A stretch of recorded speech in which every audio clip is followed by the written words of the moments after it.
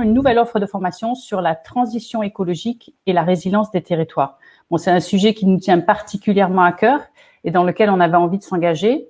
Et aujourd'hui, je suis avec Patrick Schwedoff. Bonjour.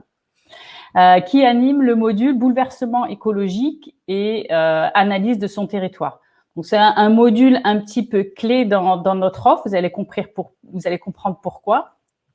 Et on va peut-être commencer par deux termes qui souvent, on m'en fait la réflexion, les gens ne comprennent pas forcément, on ne sait pas trop quoi mettre derrière parce qu'ils sont très larges. C'est la transition écologique et la résilience. Est-ce que tu peux nous dire un petit peu, toi, quelle est ta définition, Patrick ? Oui, alors, ce ne sera pas ma définition sur la transition écologique parce que je préfère prendre celle de l'ADEME qui date d'un peu plus de 5 ans, que j'apprécie beaucoup et que je décline autant que je peux, moi, dans mon application dans les territoires. Donc, c'est un concept qui vise en fait un nouveau modèle économique et social qui renouvelle notre façon de consommer, de produire, de travailler, de vivre ensemble pour répondre aux grands enjeux écologiques du XXIe siècle. Voilà, rien que ça. Ouais. Donc, on voit à quel point c'est global, c'est systémique et c'est un vrai projet de société, en fait. Voilà. Complètement. Et la définition de la résilience appliquée au territoire, en fait, c'est la capacité d'un territoire à assurer les fonctions en fait et les besoins les plus importants pour ses citoyens, en alimentation en eau, en alimentation, en énergie, quelles que soient en fait les circonstances, on va dire extérieures, que ce soit des crises ponctuelles, que ce soit des dégradations chroniques. Et voire jusqu'à la perte de la cohésion sociale. Et donc, la résilience, c'est cette capacité en fait à résister pendant un moment, puis à s'adapter à cet environnement changeant, à apprendre de ce qui est en train de changer, et finalement à se reconstruire et à apprendre à évoluer.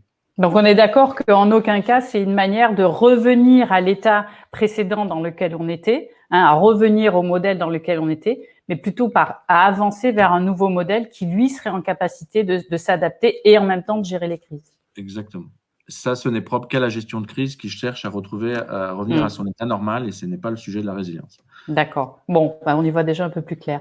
Alors, pour parler du module que tu animes, est-ce que tu peux nous expliquer un peu, nous présenter quel est l'objectif de ce module ? Oui, alors je dirais qu'il y a deux grands objectifs. C'est porter un regard lucide sur le global et puis le local, les territoires, et puis chausser des nouvelles lunettes pour regarder nos territoires. Il faut qu'on a porté ce regard. Alors, porter un regard lucide, ça veut dire qu'il faut oser, quelque part, comprendre au global cette situation qui est totalement singulière d'un écosystème Terre dont les équilibres sont perturbés.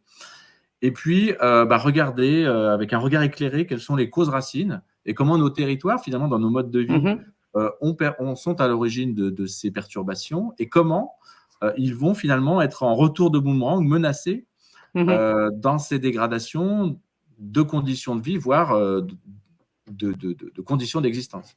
Donc ça, c'est par rapport au constat pour savoir quand même, on parle d'un sujet suffisamment grave et je dirais, on est à même de regarder cette gravité-là, mais du coup aussi pour regarder autrement son territoire, pour évaluer le niveau de menace, de vulnérabilité vis-à-vis des besoins essentiels, on en a parlé tout à l'heure, et puis faire état de ses forces, de ses capacités, de nombreuses natures, culturelles, naturelles, etc., mais aussi de lier à tous ces acteurs, ces porteurs de projets qui peuvent aller dans le sens de limiter les vulnérabilités et augmenter la résilience. Donc, ça veut dire qu'on va tout de suite descendre à un niveau territorial là, pour cartographier ce qu'on a et pour permettre déjà de se dire mais en fait, il y a des ressources locales et autour de moi que je peux mobiliser. Ça, c'est important aussi d'avoir ce regard constructif. Penser le global et agir local, il faut regarder son territoire. Mais il faut savoir pourquoi est-ce qu'on le fait et avec quelle intensité, bien entendu, et avec un niveau de mobilisation qui ne doit pas partir de zéro parce qu'il y a déjà plein de choses qui sont présentes sur le territoire et c'est précieux d'y faire appel et de s'appuyer là-dessus pour démarrer dans la bonne direction. D'accord, très bien. Donc, c'est un peu à quoi vont s'attendre les élus ou les agents qui participeront à ces formations. C'est aussi des exemples inspirants, des illustrations. Et ils vont aussi, eux, travailler, parce qu'en formation, c'est ce qu'on fait. Ils vont pouvoir travailler et déjà travailler sur leur territoire, voir un peu ce qui s'y passe.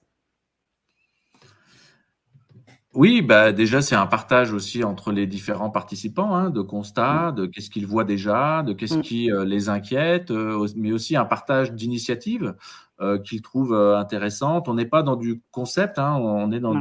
du factuel, mais raccroché à, une situation plus générale, plus grande que nous, Mmh mh. mais qui doit en fait, nous mettre en action, nous, sur nos territoires. Mmh. Très bien. OK. Bah, écoutez, merci Patrick. On attend les élus dans ces formations, on les espère nombreux et beh, c'est un peu la première marche qu'on peut se donner, le premier choix qu'on peut faire quand on a envie effectivement de donner une réponse à ces enjeux et d'engager une démarche de transition. Merci. Merci.